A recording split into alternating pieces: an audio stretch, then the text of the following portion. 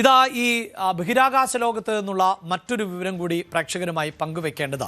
പ്രത്യേകിച്ച് ഇപ്പോൾ തന്നെ ഈ ഒരു ബഹിരാകാശ നിലയത്തെക്കുറിച്ചാണ് നമ്മൾ സംസാരിച്ചത്. ഇത്തരം ബഹിരാകാശ നിലയങ്ങളുടെ പ്രവർത്തനങ്ങൾ മുന്നോട്ട് കൊണ്ടുപോകുന്നതിന് അതിൽ കൂടുതൽ ആധുനികവൽക്കരണത്തിൻ്റെയൊക്കെ ആവശ്യമുണ്ട്. എങ്കിൽ ഇവിടെ ഇതാ സ്പേസ് എക്സ് റോക്കറ്റ്, ആ റോക്കറ്റിൻ്റെ ഒരു ഭാഗം ചന്ദ്രനിൽ ഇടിച്ചിറങ്ങി എന്നുള്ളതാണ് വിവരം.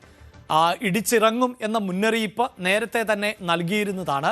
ഇപ്പോൾ ശാസ്ത്രജ്ഞർ പറയുന്നത് ഈ സ്പേസ് എക്സിൻ്റെ റോക്കറ്റ് ഭാഗം ചന്ദ്രനിൽ ഇടിച്ചിറങ്ങി കഴിഞ്ഞിട്ടുണ്ട് എന്നതാണ്. അവിടെ പ്രിയ പ്രേക്ഷകരെ ഓർമ്മിപ്പിക്കേണ്ടത്, ഇത്തരം സംഭവങ്ങൾ വളരെ വിരളമാണ്. അതുകൊണ്ട് തന്നെ ഇതുമായി ബന്ധപ്പെട്ട കൃത്യമായ ഡേറ്റകൾ ശാസ്ത്രലോകത്തിനും പങ്കുവെക്കുക, അതിൻ്റെ ദൃശ്യങ്ങളടക്കം പങ്കുവെക്കുക എന്നതൊക്കെ ശ്രമകരമാണ് എന്നതാണ്. ഇനി ഇതാ അതിൻ്റെ വിശദാംശങ്ങളിലേക്ക് പോകുമ്പോൾ, ഫാൽക്കൺ 9 എന്ന റോക്കറ്റ്, ആ റോക്കറ്റിൻ്റെ ഭാഗം ആണ് ഇപ്പോൾ ചന്ദ്രോപരിതലത്തിൽ ഇടിച്ചിറങ്ങിയിട്ടുള്ളത് എന്നതാണ്. അതിൻ്റെ ഭാരമാകട്ടെ 4000 കിലോ ഭാരം വരുന്നു എന്നുള്ളതാണ്.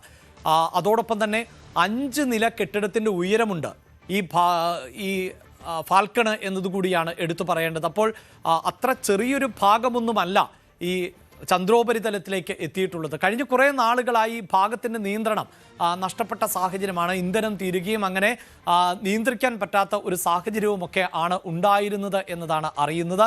അതോടൊപ്പം തന്നെ ഇത്രയും വലിയ ഒന്നാണ് ഈ ചന്ദ്രോപരിതലത്തിൽ വന്ന് പതിച്ചിട്ടുള്ളത് എന്നതാണ്.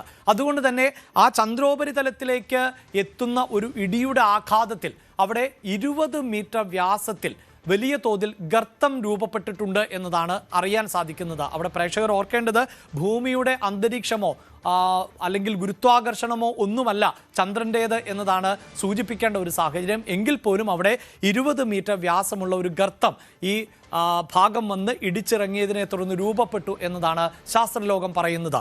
കണക്കുകൾ അനുസരിച്ച് അല്ലെങ്കിൽ വിവരങ്ങൾ അനുസരിച്ച് കഴിഞ്ഞ ദിവസം ആണ് ഇന്ത്യൻ സമയം ഏതാണ്ട് 12 മണിയോട് കൂടിയായിരുന്നു ഇത്തരത്തിൽ ഈ റോക്കറ്റിൻ്റെ ഭാഗം ചന്ദ്രോപരിതലത്തിൽ വന്ന് പതിച്ചത് എന്നതാണ് ശാസ്ത്രലോകം ഇപ്പോൾ പുറത്തുവിടുന്ന വിവരം.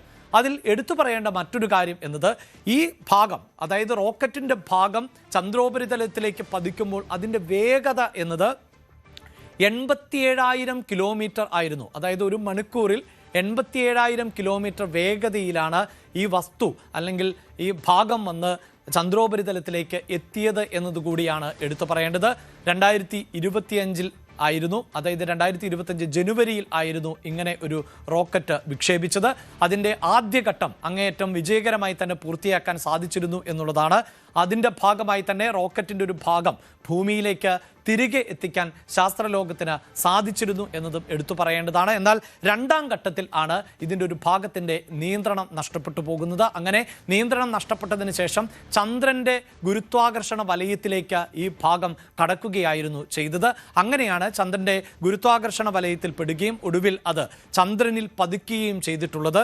ഇത് സ്ഥിരീകരിക്കുന്നുണ്ട് ശാസ്ത്രലോകം. പക്ഷേ ഇതുമായി ബന്ധപ്പെട്ട കൂടുതൽ വിവരങ്ങൾ, അതായത് എന്താണ് ഈ ചന്ദ്രോപരിതലത്തിലേക്ക് ഈ ഭാഗം വന്ന് പതിച്ചതിന് ശേഷം ഉണ്ടായ സാഹചര്യം, അതൊക്കെ കൂടുതൽ ശാസ്ത്രലോകം ഇനിയും മുന്നോട്ട് വെക്കേണ്ടതുണ്ട്. കൂടുതൽ വാർത്തകൾക്ക് News 18 Keralam YouTube channel subscribe ചെയ്യുക.